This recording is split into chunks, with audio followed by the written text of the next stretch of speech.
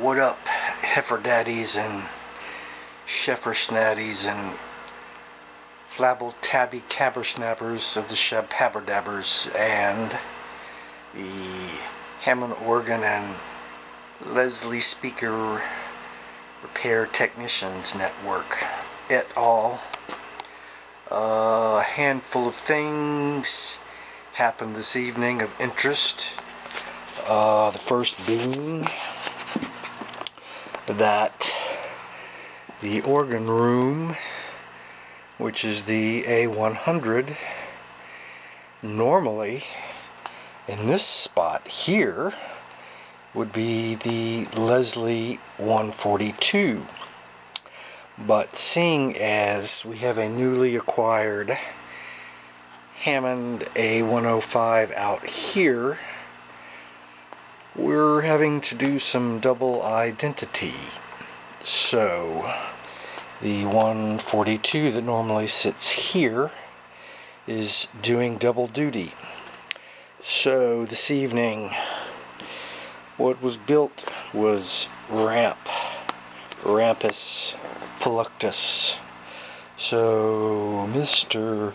Leslie 142 can come rolling out and down the ramp, and bada bing, there's Mr. Hammond 142. So primitive, crude, but does the job. No lifting the Leslie over the ledge, so now easy transit for the 142 into the new organ studio, which ends up being the garage.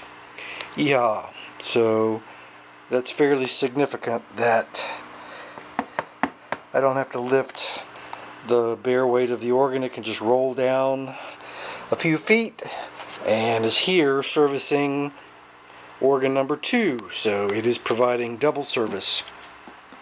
This evening what happened was, with the world's ugliest 428 kit, which we all know ended up being here, but I will say this, sorry my cinematography is a bit rough. This little compartment of which I spoke and expressed great disdain for, because when you take the back off of the friggin' 105, you have to feed the cords through this hole because it was not open on the bottom.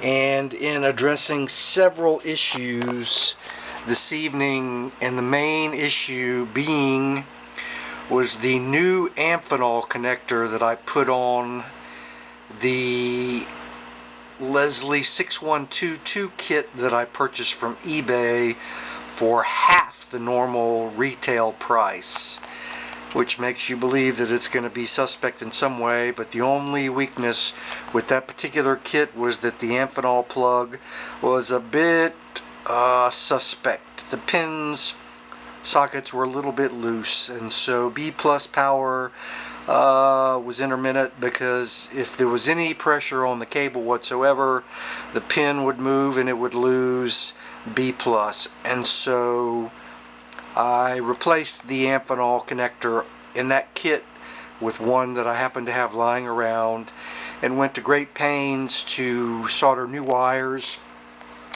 And even though I know everyone boo-hoos my kit here, the quick access fly, if you want to unzip your fly to go to the bathroom, you can lift your fly and there's the kit. So easy access. And the purpose of this was, as I again said, this organ is never going to be in a church. It's going to be here or in a jazz club.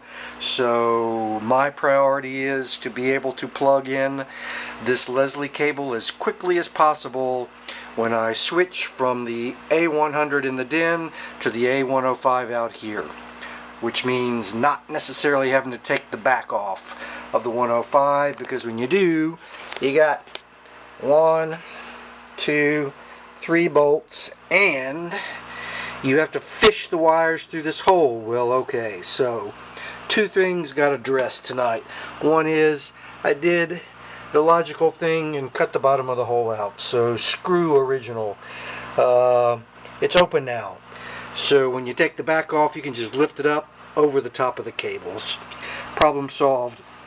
The second issue is that even though I replaced this Amphenol plug because the pins in it were loose, so now this is a good Amphenol plug, the screws that came with it, right, that mounting bracket, that ring, didn't fit the new plug ring.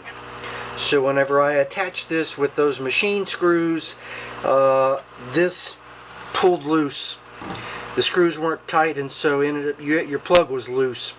So it was amazingly time consuming to put a couple of bolts, nuts and bolts, to hold the plug to the plate.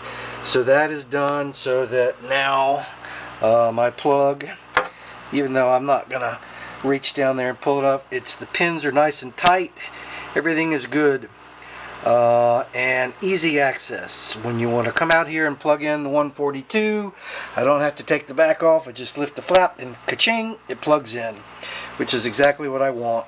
And in the meantime, because I haven't permanently mounted the control center, the switch wire is also coming out of this access too. So that's 2 things that made my life easier this evening, which was very good. The other thing that I did, not feeling so great, but just trying to be productive in some way or the other, so that was one thing, was attaching that Amphenol permanently with bolts and nuts, tightening that down so that plug is very tight in the plate, cutting out that cutout in the bottom so you can just lift the back up and not have to feed the power cable through. And also, you realize that I use a dedicated reverb speaker, so you got to plug your reverb into the reverb amp, which is inside the organ, which I put a plug on it. So you can see that whenever I use the 105, I have a power cable, I have a reverb cable, which is a speaker cable going in the bottom cutout, and then I got the Leslie 122 cable, and I have the cable for the control center, the switch box, right? So that's 4 wires, and this for me ended up being convenient. So I don't care so much that it doesn't look so great. It's functioning well for me. And not only that, the Leslie gets to just roll up and down without going over the hump, so I don't have to lift the weight of the Leslie. Okay, so that's that. So once we got all that hardware work done, the issue became okay, so that's not all. The other issue is that, as you can see in this garage, fluorescent light, ceiling fan, fluorescent light, another fluorescent light, garage light, compressor, refrigerator, So we're talking about dirty power, not dirty pop, dirty AC power. So having lots of hum out here from dirty 120, right? And on top of that, power strip, bunch of transformers, another power strip, so you're looking for a disaster in terms of hum and buzz. Another fluorescent light.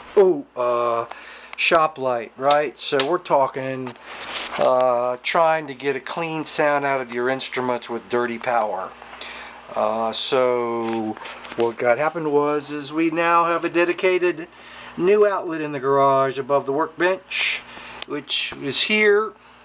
It's a ground fault interrupter circuit, right? 20 amps, clean power. Nothing else on this circuit has its own dedicated circuit breaker right here.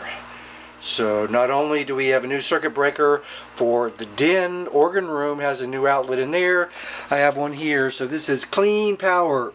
So my PA system plugs directly into this clean socket. No lights, no nothing on it.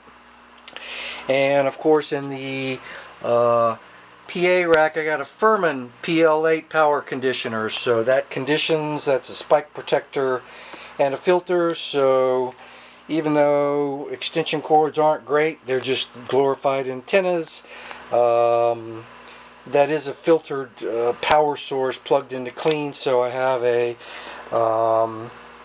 an extension cord coming out of the PL8, comes over here so that I can have clean power, whatever I plug in, say my bass amp, and so now the organ is plugged into the extension cord, which goes to the PL8, which is clean power, which goes to a dedicated outlet. So for me, even though it's still a little bit suspect extension cords, it's clean.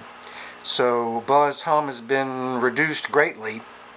And the other issue, which I'm sure that all you Hammond organ technicians can be sympathetic to, is that this garbage, the original power cord that came on the A105, of course, look here, right? So I used this when I first turned the organ on tonight, and there was heat coming out of this, and the organ was very dirty sounding.